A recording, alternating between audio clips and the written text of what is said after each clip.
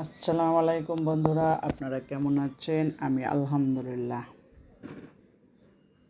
রোজার দিনে লাউ শাক দিয়ে ডাল রান্না করব। লাউ শাকের পাতা দিয়ে, সাথে ডাঁটাও আছে, তবে এখানে 2 রকম ডাল নিয়েছি।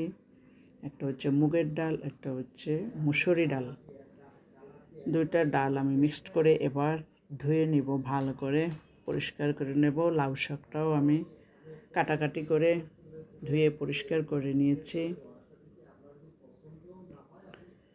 পরিষ্কার করা হয়ে গেছে ডালটা। এখন আমি এটাকে সম্পূর্ণ মশলা দিয়ে, এখানে আদা, জিরা, রসুন, পেঁয়াজ সম্পূর্ণ মশলা দিয়ে দিলাম। এখন তেল দিয়ে দিলাম, এটাকে ভালোভাবে কষিয়ে নেব।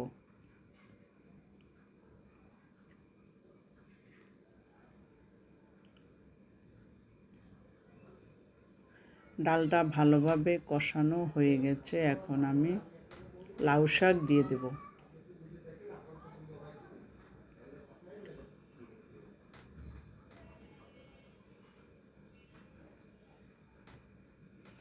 শাকটা দিয়ে দিলাম। শাকটা খেতে মজাই হয়েছিল। আমি এই প্রথমই খেলাম লাউ শাক আর ডাল রান্না। আমার হাজব্যান্ড বলল, লাউ শাক দিয়ে ডাল রান্না করো, ভালো লাগবে খেতে। তো দেখলাম, মাশাআল্লাহ, মজাই লাগলো।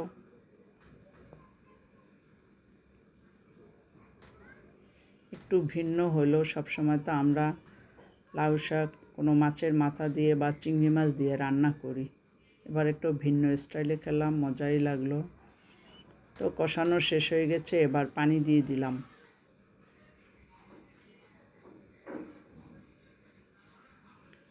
এবার একটু ভালোভাবে নাড়াচাড়া করে দিচ্ছি।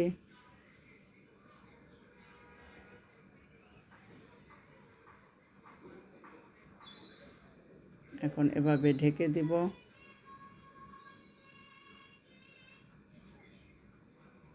বড় পাতিলে দিয়েছি এবং শাকও অনেকগুলো দিয়েছি, ডালও দিয়েছি, একেবারে সম পরিমাণ হয়েছে। ফুটে গেছে, একটু নাড়াচাড়া করে ভালোভাবে দিয়ে দিচ্ছি। শাকটা সিদ্ধ হয়ে গেছে। এবার আমি এর ভিতরে একটু বোম্বাই মরিচ দিব। এই যে মরিচটা কাটাকাটি করে নিলাম, দিয়ে দিচ্ছি বোম্বাই মরিচ। আর এখানে শাকটাতে বাগার দিব, তার জন্য পেঁয়াজ আর রসুন কেটে নিয়েছি।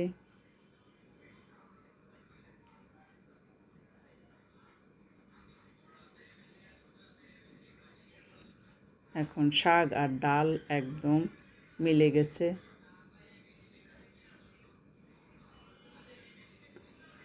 এবারে পেঁয়াজটা ভালোভাবে ভেজে নিচ্ছি, সাথে একটু রসুনও দিলাম, পেঁয়াজ রসুন মিলিয়ে দিলাম। হয়ে গেছে, শুকনো জল দিয়ে দিচ্ছি,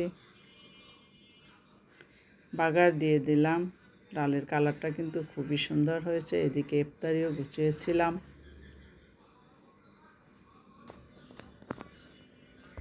ইফতারিতে বেশিরভাগই ভাজা পোড়া কম ছিল, মোটামুটি ফ্রুটসের আইটেমটা বেশি ছিল। বাসায় কোনো লোকজন ছিল না, আমি একাই ছিলাম। ইফতারি গোছগাছ করে ভিডিও করে নিলাম। সবাই